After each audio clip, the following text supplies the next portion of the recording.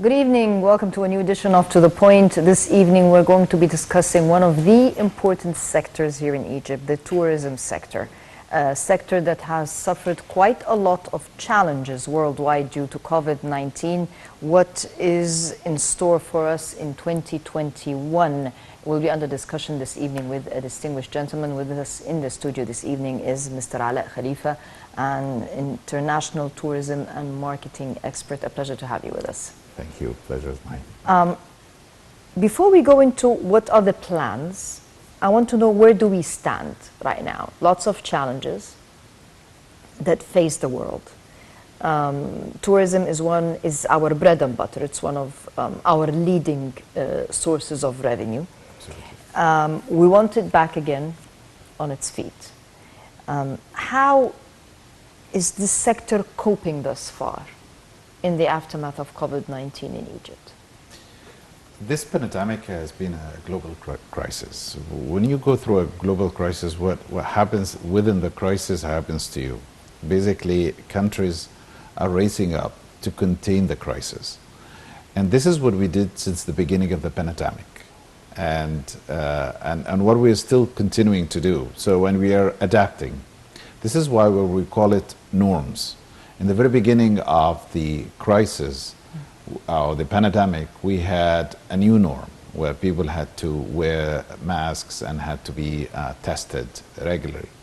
And then we had a second norm where people have to, when they travel from a destination to another destination, they have to follow certain hygiene. Yes. And certain hygiene, especially people when they go to public areas. And then we have a third norm which comes out with the new vaccines, the innovative vaccines that came out. We have nearly 5 different types of recognized vaccines all over the world right now. Yes. And there is a new norm coming after that people will have to travel, especially when they move from one destination to the other. Those who have been vaccinated, they have to be fully vaccinated. They have to be fully vaccinated, yes. 2 doses. They don't have to be quarantined in a destination. They don't have to spend those 10 days in a destination. Yes. It used to be even 14 days before, and now they are 10 days. So we are living through phases of norms. And right now we are getting into a phase where there are a number of variants coming out from the vaccine. So we have to cope with each of these stages as it happens. What we do here for Egyptian tourism, actually we as a country, we've never shut down. For international tourism. Initially, we were much better off than lots of other countries at the start of the pandemic. We were like, yes, we will maintain what we have right now through our medical facilities and also through applying the necessary measures to keep it clean, to keep it out of virus or to keep the number controlled. The most important thing throughout this crisis is to keep the number controlled in order to help different sectors, especially health sector and other sectors, to keep working and to be able to cope with the pandemic. And this is what we did. And we start opening up for international tourism since the 1st of July last year. Yes. And we received a large number of tourists, and then 2 months later we started to apply a required PCR test. And then we started to do PCR tests on destinations. And now we are into a phase of allowing vaccinated people to come into the country without a PCR test, yes. Which is another norm, like what I was telling you before. So this is basically, we are living each stage as it gets, and we are coping with each stage. But what we need right now to do is to accelerate the rate where we are vaccinating the touristic destinations, such as we did that already in Hurghada. We did this in Sharm el-Sheikh. We need to do it for Luxor, Aswan, Cairo, the people living in those areas that come in contact as a with first tourists. stage, and then after that we go for regular citizens and we start vaccinating, like we did. So far, we have vaccinated about 4 million citizens first dose, and about 500,000 citizens 2 doses. 2 doses. I'm hoping within the next few months we'll be able to vaccinate large number of people.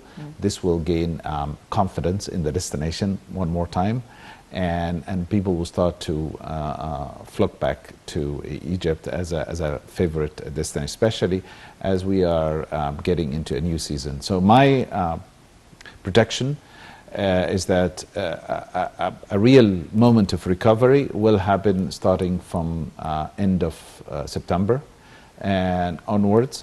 According to World Tourism Organization, there have been 3 scenarios that have been put in the very beginning of the pandemic. A scenario of recovery, a quick recovery that should be happening within 2022. Beginning of a recovery, assuming that the vaccinations have been distributed equally around the world.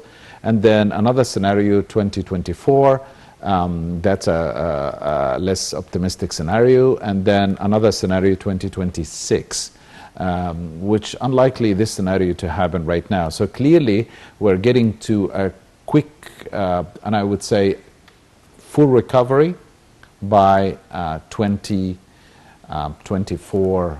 So it's basically we have another year as a transitional year. 2022 would be a transitional year in international tourism one more time.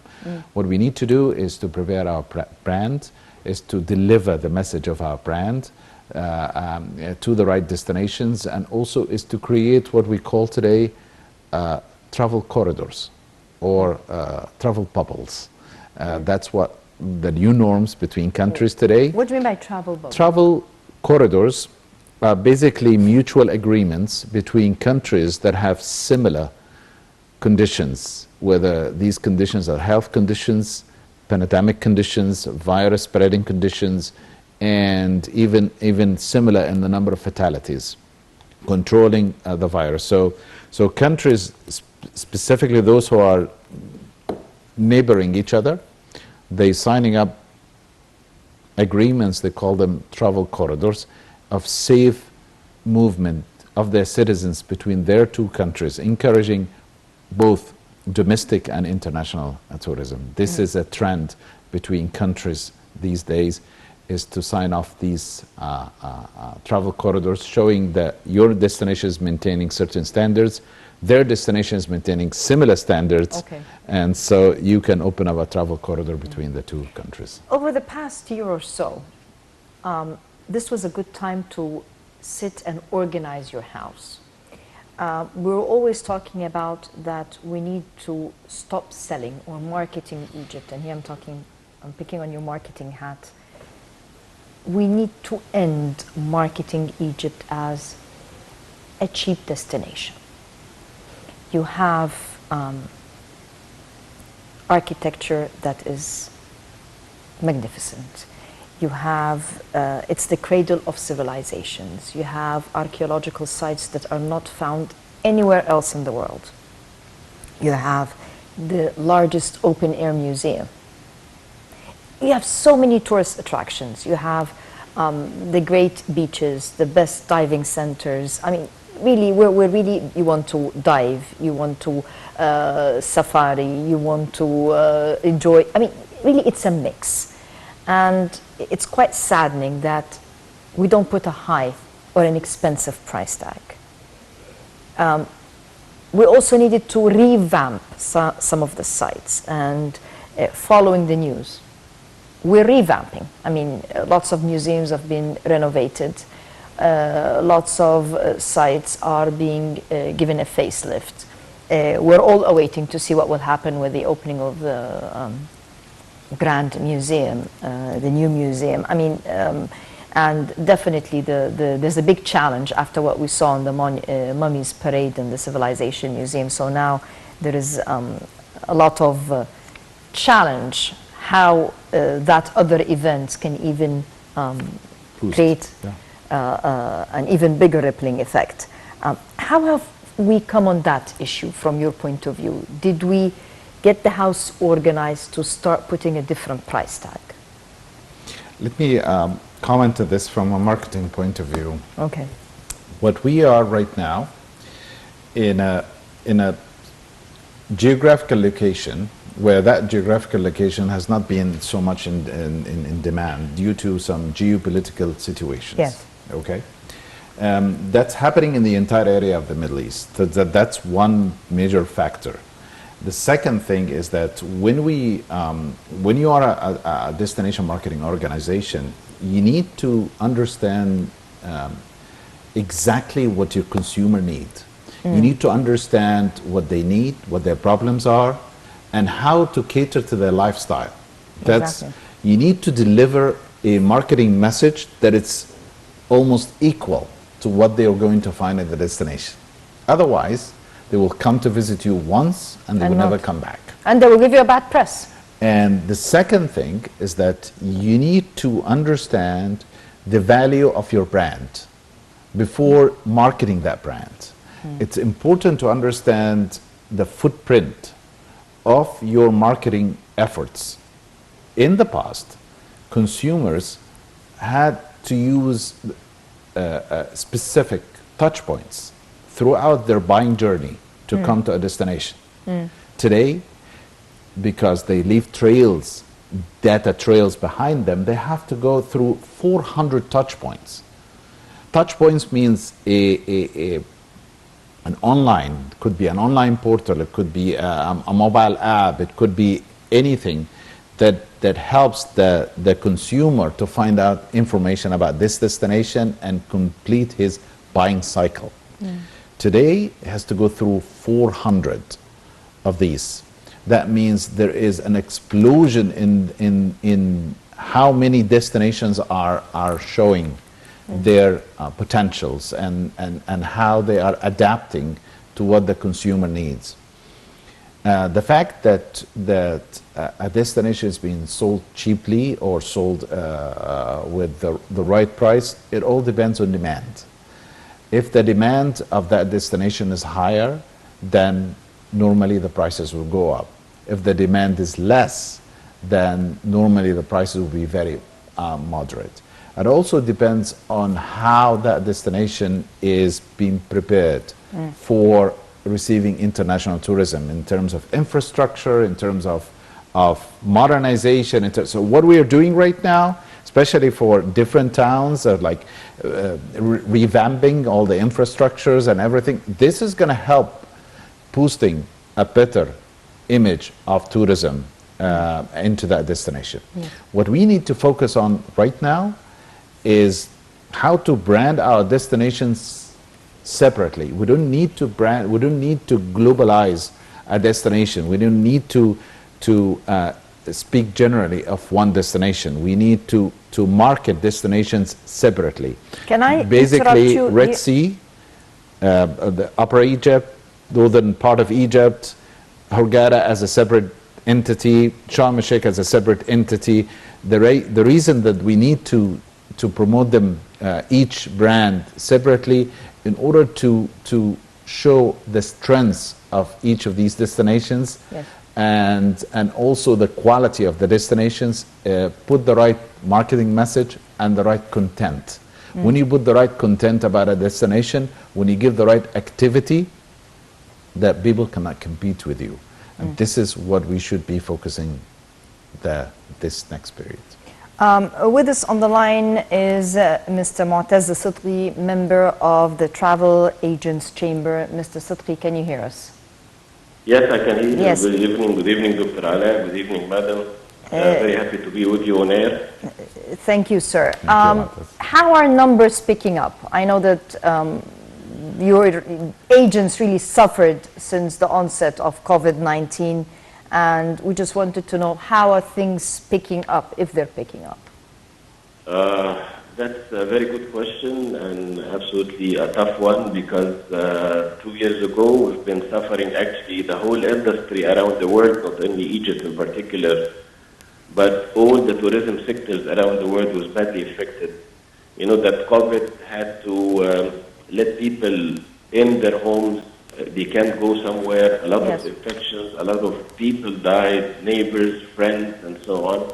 But luckily, since the vaccine started to take place in different countries, and the government started to apply this on doctors, on patients, on elder people, things are becoming more and more less in terms of infected people and so on. And if you can see that few weeks ago, the United Kingdom have given the freedom to everyone to go back to restaurants, supermarkets, Yes. the stadiums, and you can see the tennis tournament, Wimbledon. You can see that everyone has no masks on the face, and things are getting back to normal. If we talk about the tourism picking up, it is picking up slowly, but not. You can't compare numbers these days with numbers of 2018 and 2019.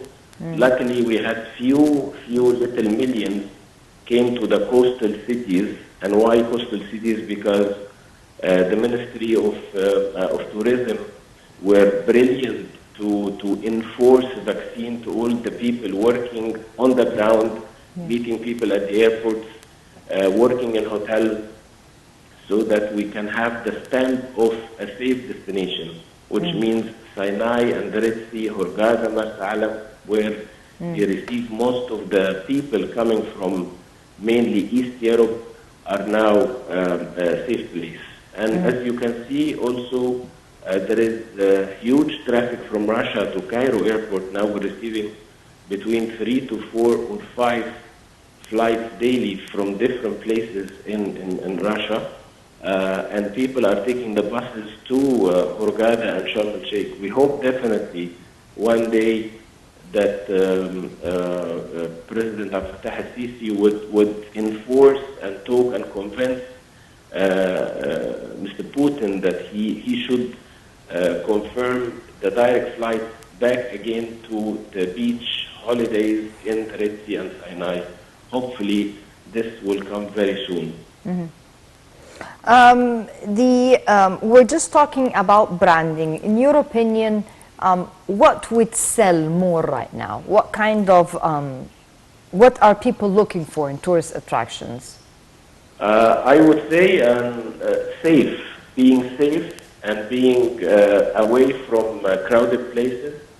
And if you feel that the destination you're traveling to is not related to any orange or yellow or red zone, according to the Ministry of Foreign Affairs in your country, definitely the reputation of the place will invite people.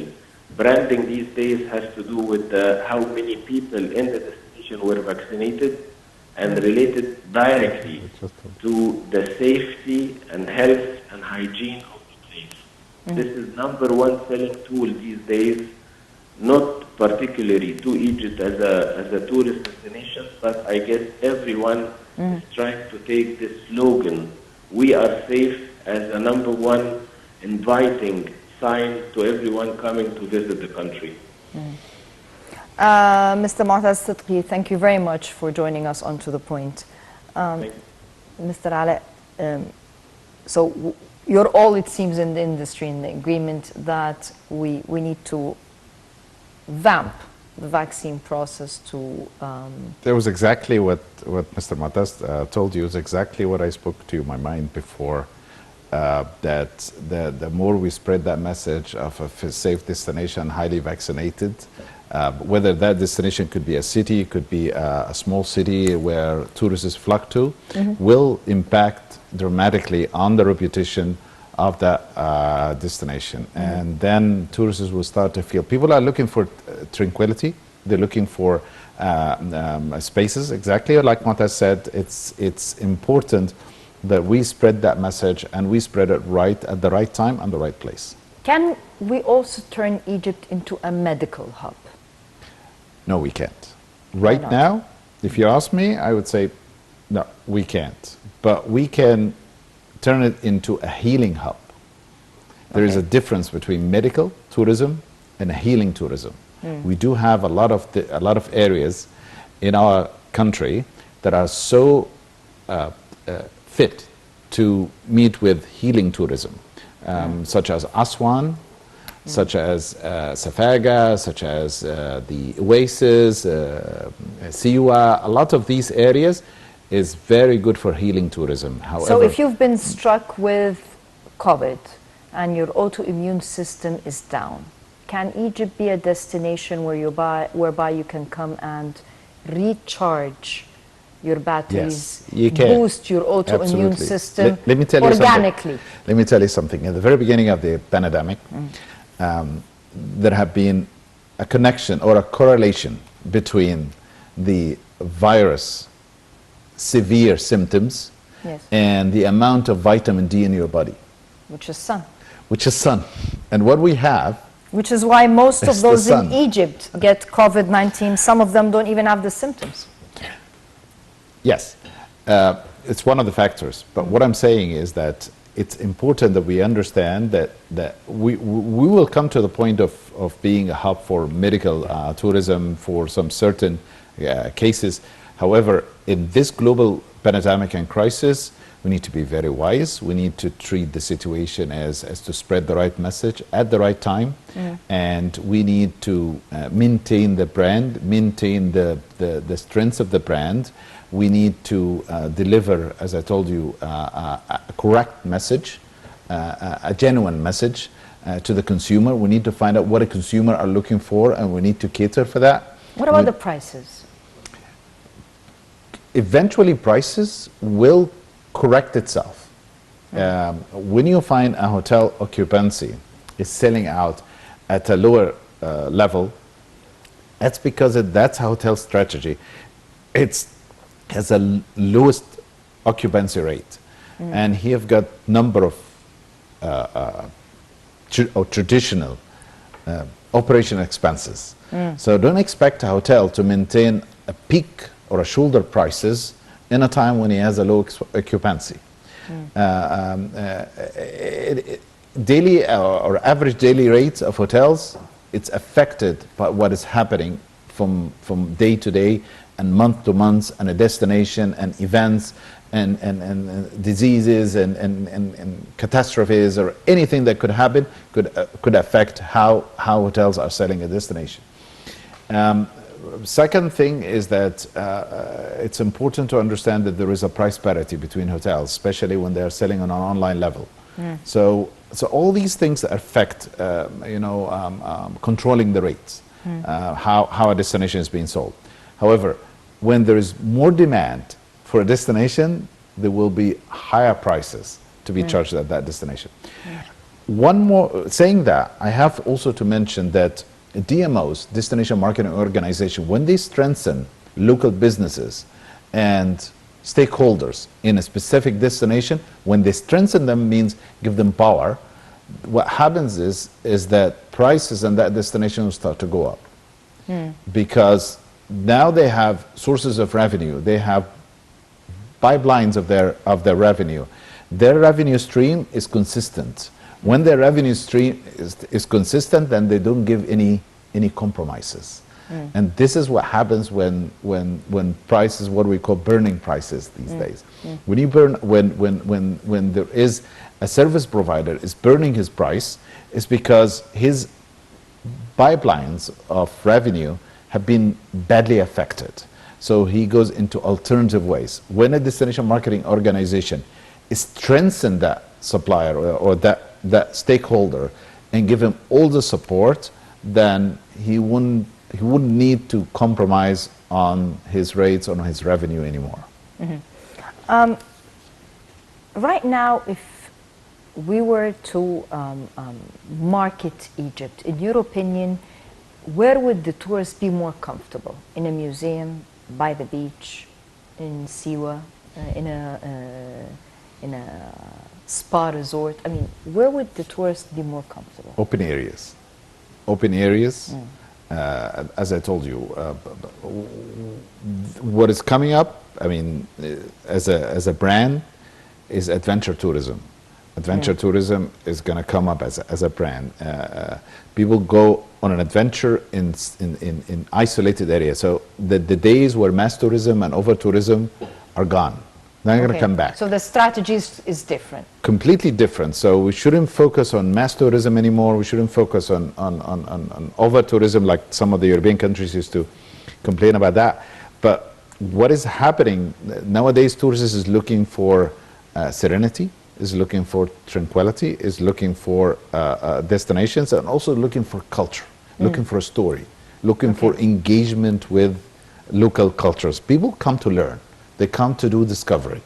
They don't come to be stay put in a hotel so they can do a number of activities. They need to engage with the local community. If we don't give them the opportunity to engage with the local community, then we're putting them in a capsule. And that capsule make that Can one... this be done in Cairo? Make them do that experience once and they will never repeat it. Can it be done in Cairo? It can be done anywhere. If we understand what nowadays tourists wants, how we don't tie the hands of that tourist of mobility and moving, if we give them the right time, the right moment, the right mobility range, tourists like to engage with the local people. See, new destination or new generations right now, they don't recognize borders. Our generation, we used to recognize borders. We used to suffer to get from one country to the other. We used to think of how far a destination. Right now, new generations, they don't recognize borders anymore. Any The backpack place generation. for them, any place for them is reachable. Right now, you have a mobile. Everyone has gone mobile. You know, destination marketing organizations, they found out in the last 5 years that 60 to 70% of their traffic of people looking for a destination, they come from mobile. That means people are connected. The only time you're not connected is the time when you're asleep. So you need to understand where your consumer is, what he's looking for, what are his needs, his problems, and you present for him the right lifestyle. People like to travel to areas where they learn, they do discovery, they learn about the culture. There's no point of going to a country where you don't learn about its culture, Yes. where you don't eat its food, where you don't live its experience. If you can move, if I'm keeping moving you within a capsule from one area to the other, and I'm putting number of restrictions on your mobility, people would never come back. Why 67 million people go to Italy or Spain every year? Why 90 million people go to United States every year? Because it's ease of access. Ease of access. So what we need to do, we need to utilize technology to make it easier for tourism to move between destinations. We need to provide number of activities within a certain given small destination in order to keep that tourist within that destination at all time, because we want to provide an unforgettable experience, which translates later on into word of mouth. Word of mouth today attributes to 67% of decision making on the buying cycle of any tourist. With us on the line is Mr. Karim El-Minabawi, member of the board of the Site International. Mr. Minabawi, can you hear us? Yes, good evening. Yes, good evening, sir. What are tourists? And a big welcome also. I'm honored to be with Mr. Alaa Khalifa online. Thank you, Mr. Karim. Tourists, what are they expecting from Egypt? All good. All good. What a question. We were starting with how can we increase the number and increase the prices, and now we just sort of changed. Of course, things. we have to adapt. What are tourists expecting when they come to Egypt? Is that specifically because of, after the pandemic, or are you talking generally? And this phase of history, it seems things have changed, and No, currently in the new times. Currently, everybody expecting safety. This is Yes. this is the target, and this is what actually move everyone from one destination to another. Everybody wants to travel now. The interest to travel has increased. psychiatrists that confirmed that travel will be number one interest to everybody before changing their cars, changing their lounge, whatever, because this is something that they've been forbidden of doing over the last year and a half. So obviously, first thing you want to do is what you are forbidden to do.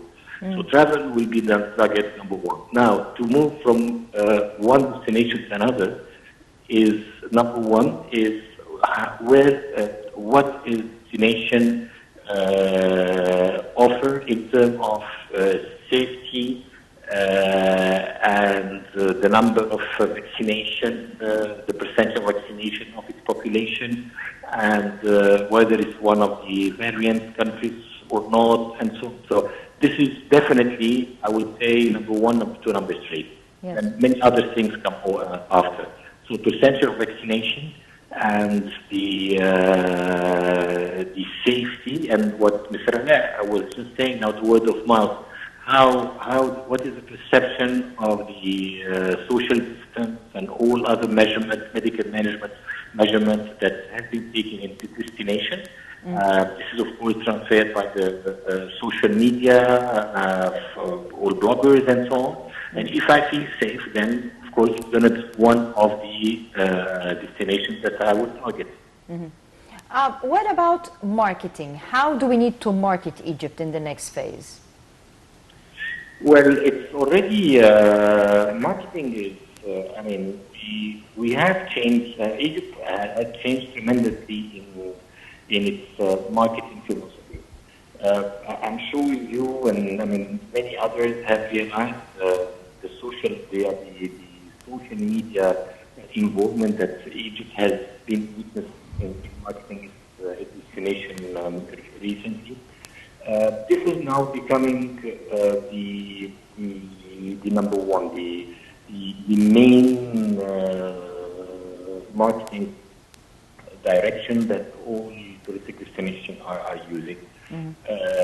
And in fact, we all have to acknowledge that Egypt has been taking this direction. It has been a little bit late, it's true, but we all see that it is the direction that the tourist board and Ministry of Tourism is taking nowadays. By inviting the followers, of course, that's an add-on, and the bloggers. This is actually the direction that has been taken recently, and it has been given actually a lot of good results so far. Mr. Karim El-Minibawi, thank you very much for joining us on To The Point. Mr. Khalifa, we talked about basically what the government needs to do to revamp the sector. Because when we talk about boosting the number of people that have been vaccinated, or developing the touristic sites, this is mostly a government issue. But what about the private sector? Because the tourist stays in a private hotel. The tourist goes to a private tour operating company. Once he reaches Egypt, he's really dealing with the private sector, not the public sector per se. What about the role of the private sector to help elevate the level of performance, the quality? Because you develop your quality of service, then you move to attracting more A and A+ class. It all goes back to the experience. So when a tourist goes to a destination, the way how he's being treated in the destination is a joint responsibility between local authorities and his ground handler. Yes. And his ground handler, if he's not giving him the right experience at the right time, if he's not catering to his needs, then the experience is not going to be a pleasant experience. And if an experience is not a pleasant experience, it will not be repeated. It would never be repeated. Tourism is all about experience. And this is what I was telling you before Mr. Karim's phone call, is it's important that we look at this reviews. Then a destination reviews affects the buying cycle of that destination, affects how people consider that destination is a fit for their lifestyle or not. Why? Because of the experience. If you give them the right experience.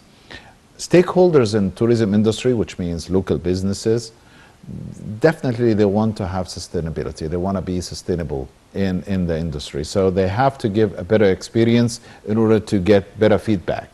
And people will have to come back, or their partners worldwide will start selling more for them. So it's basically a rule of everyone is to give that a better experience, and it's a joint responsibility. We never put the responsibility only on the stakeholders. We have to have those stakeholders engaged much more into our efforts. We need to also understand and analyze the outcome, the touch points, the footprint of this tourism in a specific destination, a specific city, in order to understand what are the obstacles in that city, what are the good points, what are the negative points, how we are going to strengthen that city, how we are going to look into the weaknesses, how we are going to cater for demands of that public sector in order to grow. It's important we realize that stakeholders, businesses owners, they need to grow. They don't need to stay at the exact same level as they are. They need to grow. In order to keep them growing, we need to open up a path for them in order to have enough time and to market the destination. So a lot of hotels, for example, in the destinations, they do their own marketing efforts. They don't wait for a destination marketing organization to do that marketing. They give,